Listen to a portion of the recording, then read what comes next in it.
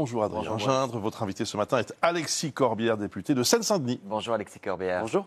D'abord cette toute dernière déclaration d'Emmanuel Macron ce matin depuis Singapour, on l'a entendu dans le journal, au sujet de la reconnaissance de la Palestine.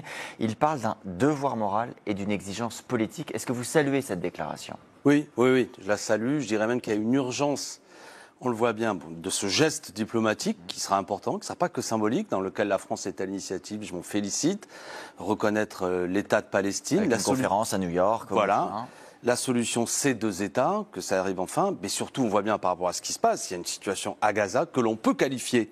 Et moi, je suis prof d'histoire, j'ai la précision des mots, une situation de génocide. Oui, selon l'article, la définition de 1948 des Nations Unies. Même si vous avez noté que le chef de l'État dit ce sont précisément les historiens. Là, je pense qu'il a totalement tort, parce que la définition n'est pas une définition d'après-coup, c'est une définition préventive que nous donnent les Nations Unies en 1948, et toutes les conditions sont réunies pour considérer qu'actuellement, il y a une situation que l'on peut qualifier d'un génocide qui est en cours et qui doit nous amener à intervenir. Et donc, je précise que le chef de l'État dit justement, s'il n'y a pas d'action sur la scène humanitaire, il faudra durcir la position collective, et il parle même de sanctions à prendre. Alors c'est le désaccord que j'ai avec lui. Je pense que d'ores et déjà, moi je ne suis pas pour que...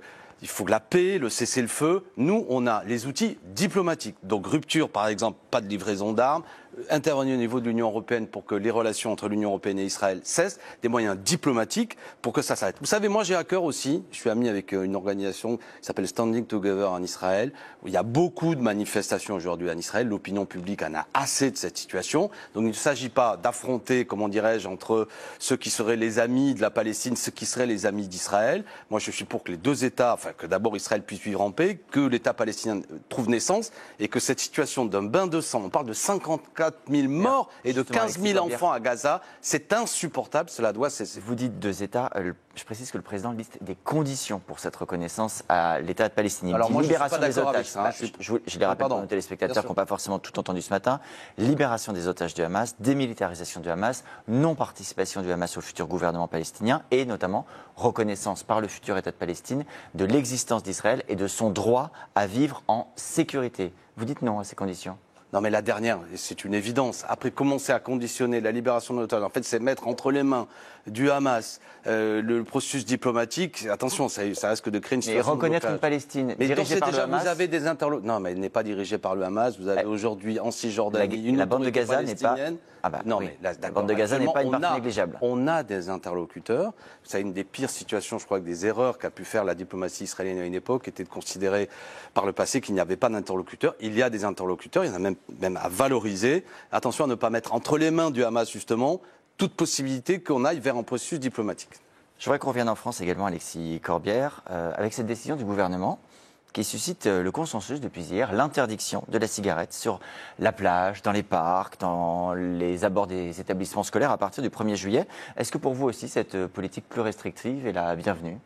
Moi, je suis fumeur occasionnel, mais je suis d'accord qu'il ne faut pas fumer dans le nez des enfants. Voilà. Après, il faut aussi veiller à ce qu'il y ait des possibilités de cendrier partout pour que, éventuellement, parfois, même avec une bonne foi, on ne soit pas obligé parce qu'on a aussi le droit de fumer. Là, quel cendrier, ce sera à l'interdiction, en l'occurrence.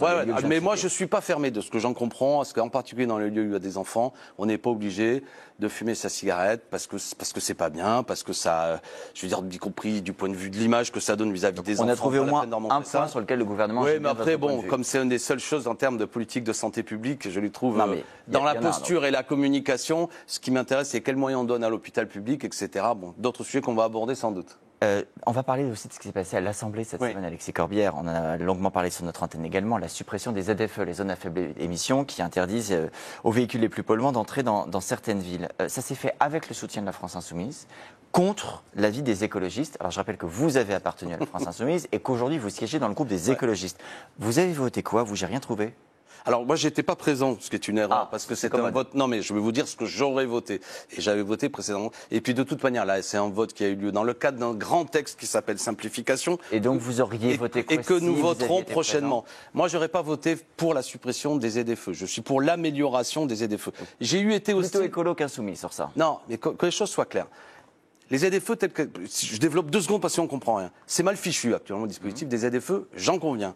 Il y a un vrai problème, d'autant que les aides à ce que les gens qui ont des voitures extrêmement polluantes puissent éventuellement se doter de nouveaux véhicules ont été supprimées par Emmanuel Macron en décembre dernier, et que s'il n'y a aucun dispositif public pour aider des gens qui ont des vieux véhicules à en trouver un nouveau, c'est absolument absurde. Amélioration, oui. Toutefois, la grande démagogie et le trumpisme ambiant qu'on a vu en occasion de la loi Duplon, si ceux qui nous écoutent ont suivi, c'est-à-dire une loi dernièrement qui a été adoptée dans des manières incroyables, c'est-à-dire que le gouvernement a rejeté, mais qu'on rétablit des pesticides, tueurs d'abeilles, etc. Cette ambiance, que je veux dire, je vais vite parce qu'il faut le faire, mais que toute forme de réglementation écologique, c'est de la démagogie de bobo de centre-ville. Alexis Corbière, vous l'avez constaté vous-même, vous êtes membre du groupe écologiste. Vous n'étiez pas présent au moment du vote. Le nombre de députés écologistes présents au moment du vote, en proportion, était inférieur au nombre de députés RN. Donc il y a une responsabilité des élus écologistes aussi de ne pas défendre à l'Assemblée. On aurait tous été présents, on était battus quand même à cette occasion. Non, s'il y avait la même proportion des RN, on va pas faire les chiffres. J'ai compté, il manquait. Non, c'est 90 voix contre 50, il manque 40 voix. S'il y avait 100% de l'Assemblée. Bon, on va pas faire une guerre de chiffonniers ce matin, ça devient incompréhensible. Au-delà du fait, ce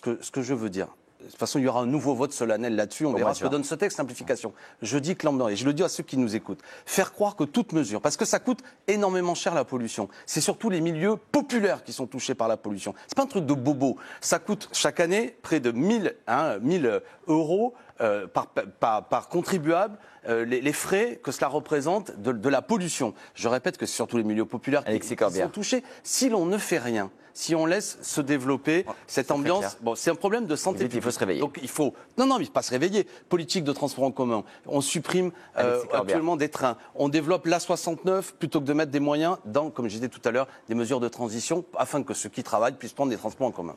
Les retraites, ce sera l'autre sujet de la semaine pour la gauche, puisque les communistes, à nouveau, jeudi, dans l'hémicycle, vont proposer l'abrogation de la réforme des retraites. Ça fait plusieurs fois que c'est proposé. À chaque fois, ça a été rejeté ou ça n'a pas pu aboutir. Pourquoi ça se passerait mieux cette fois-ci? Parce qu'il y a une excellente idée, il y a une astuce parlementaire. Vu qu'on a un gouvernement qui même triche, on vient de le voir sur la loi Duplon, qui ne veut même plus discuter des textes. Là, c'est une déclaration, en fait, qui ne peut pas être amendée.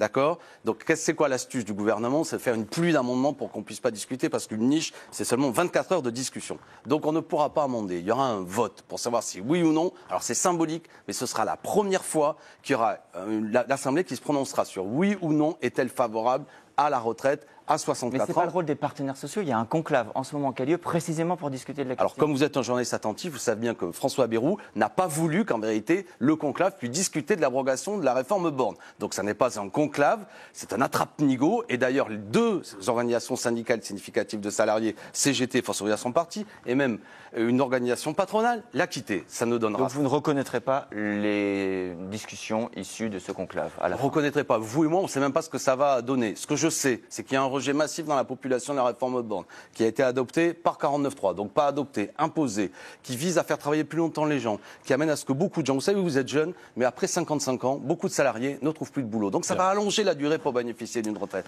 C'est injuste. Et enfin, jeudi prochain, et je remercie le groupe communiste, on pourra voter. Bien. Il faudra que le gouvernement en tienne compte. Merci beaucoup, Alexis Corbière. Vous êtes jeune d'ailleurs. Comment? Vous aussi, vous êtes jeune. J'ai dit à M. Jean qu'il était jeune. Je vous remercie, parce que je l'avais un peu mal pris.